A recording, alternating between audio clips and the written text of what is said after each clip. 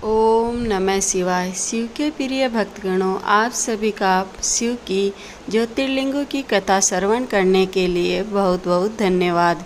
शिव के ज्योतिर्लिंगों की कथा है ही इतनी चमत्कारिक, जो भी कथा का एक बार श्रवण कर लेता है तो सभी ज्योतिर्लिंगों की कथा सुनने के लिए उत्सुक रहता है। ज्योतिर्लिंग की कथा सुनने से उसे जितने पुण्य फल मिलते हैं बाकी महीनों से ज़्यादा श्रावण मास के महीने में मिलता है। कहा जाता है कि शिव का प्रिय महीना श्रावण मास ही होता है। श्रावण मास में शिव की कथाएं सुनने और सुनाने से बहुत लाभ मिलता है। उसके ज़िंदगी में जो भी परेशानियां होती हैं वो सभी भगवान शिव और माँ पार्वती जी हर लेते हैं।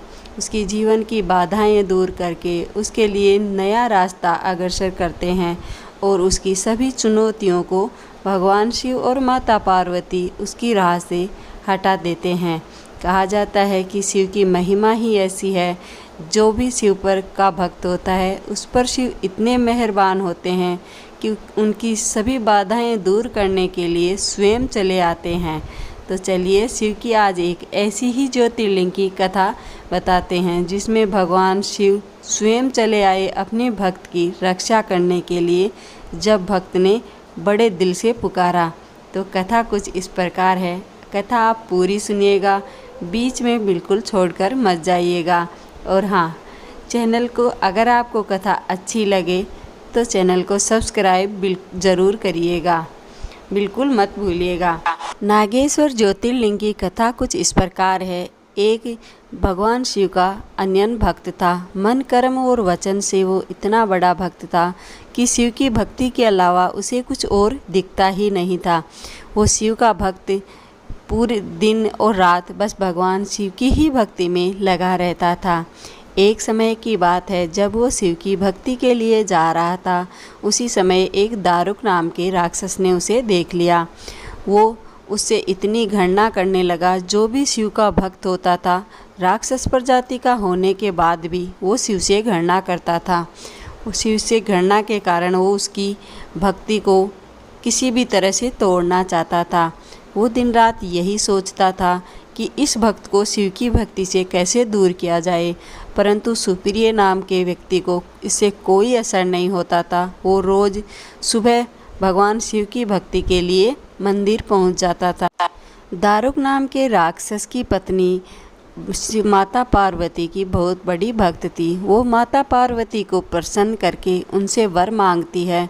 तब माता पार्वती उन्हें वरदान देती है कि तुम इस जंगल को जहाँ भी अपनी इच्छा अनुसार लेकर के जाना चाहो वहाँ ले जा सकती हो। ये जंगल तुम्हारा है। इसी का फ़ायदा उठा करके दोनों पति पत्नी मिलकर उस जंगल में जो भी रहते थे उन्हें प्रताड़ित करते थे। पशु पक्षियों को मारना, जीव हत्या करना या कोई भी उस जंगल में मनुष्य रहता उसे प्रताड़ित करना, ये सब उनका कर्म होने लगा था।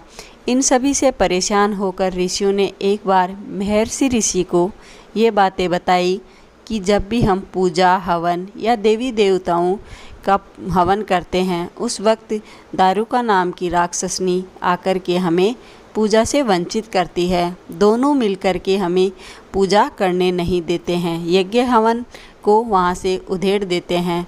ये सब जानने के बाद महर्षि ऋषि बड़े क्रुद्ध होते हैं और उन्हें कहते हैं कि अगर उन्होंने भगवान की पूजा में बाधा डाली और यज्ञ सामग्री को भ्रष्ट किया तो उन्हें भगवान शिव और सभी देवी देवताओं से युद्ध करके उन्हें पराजित होना पड़ेगा। उन्हें मैं श्राप देता हूँ कि वो नष्ट हो जाएंगे। जब इस प्रकार की बातें राक्षसी का पति दारुक सुनता है तो उसे ये बात बिल्कुल भी अच्छी नहीं लगती और वो सोचता है अगर मैंने देवताओं से युद्ध किया तो मेरी हार निश्चित है। ऐसा सोच करके वो दोनों उस जंगल को उठा करके समुद्र के अंदर ले जाते हैं। एक समय जब सुप्रिय नाम का व्यक्ति जो शिव का अनन्य भक्त था, वो उस मार्ग से होता हुआ व्यापार के लिए समुद्र से जाता है। उसी समय दारुक नाम का राक्षस उसे देख लेता है और उसे वहाँ से नौका सहित सभी यात्रियों को समुद्र के अंदर ले जाता है और उन्हें सभी को प्रताड़ित करने लगता है। उन सभी को कारागृह में बंद कर देता है और वो सोचता है कि अब किस प्रकार ये शिव की भक्ति करेगा, अब तो इसकी भक्ति टूट ही जाएगी। परंतु सुप्रिय नामक व्यक्ति ने वहाँ भी शिव की पूजा करना प्रारंभ कर दिया। जब वो सभी व्यक्तियों को बताने लगा कि शिव की पूजा करने से शिव अत्यंत प्रसन्न होते हैं और उनकी सभी बाधाएं दूर कर लेते हैं, तो जितने भी यात्री थे वो सभी शिव की पूजा में लीन हो जाते हैं। जब ये बात दारुक नाम के राक्षस को पता चलता है तो वो बड़ा क्रोधी होकर के वहाँ आता है और सुप्रिय नामक व्यक्ति को कहता है कि तुम भगवान शिव की पूजा करना बंद करो, वरना मैं तुम्हें दंड दूंगा। इस बात का उस भक्त पर कोई असर नहीं होता और वो भगवान शिव की पूजा में लीन ही रहता है। ये देखने के बाद राक्षस को और ज़्यादा गुस्सा आने लगता है और वो गुस्से में अपने सिपाहियों को आदेश देता है कि इसको मरवा डालो।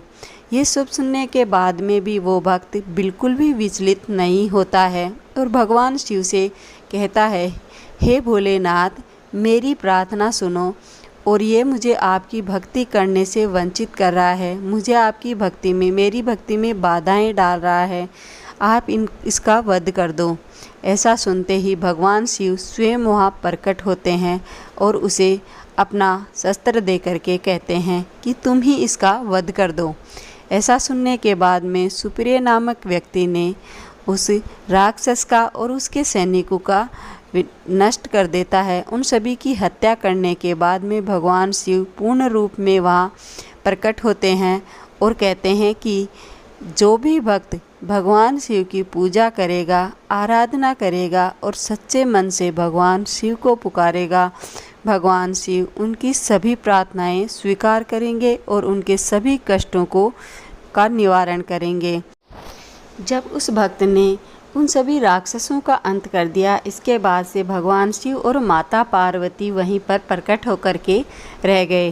कहते हैं कि भगवान शिव नागेश्वर नाम से और माता पार्वती नागेश्वरी के नाम से जाने जाते हैं। इसीलिए भगवान शिव की पूजा और आराधना करने से सर्प दोष और काल दोष ये सभी नष्ट हो जाते हैं। इस कथा का श्रवण करने से ही अगर किसी को भय होता है सर्प दोष का या फिर कोई जीवन की और बाधाओं का उसे भय होता है, तो सभी बाधाएं दूर होती हैं और उसका सर्प दोष भी समाप्त हो जाता है। सभी को तरफ से श्रावण मास की बहुत बहुत बधाई। और अगर आपको मेरी ये कथा अच्छी लगी है, ज्योतिर्लिंगों की कथा अच्छी लगी, तो इस चैनल को सब्सक्राइब करें और वीडियो को लाइक शेयर ज़रूर करें। आप सभी का सब्सक्राइब करना मेरे लिए बहुत बड़ी बात होगी। आप सभी आशीर्वाद स्वरूप ओम नमः शिवाय लिख करके कमेंट में मुझे ज़रूर बताइएगा। आप सभी बड़ों का आशीर्वाद पा करके मुझे अच्छा लगेगा। श्रावण मास में किसी बड़े का आशीर्वाद पाना बड़ा ही शुभ होता है।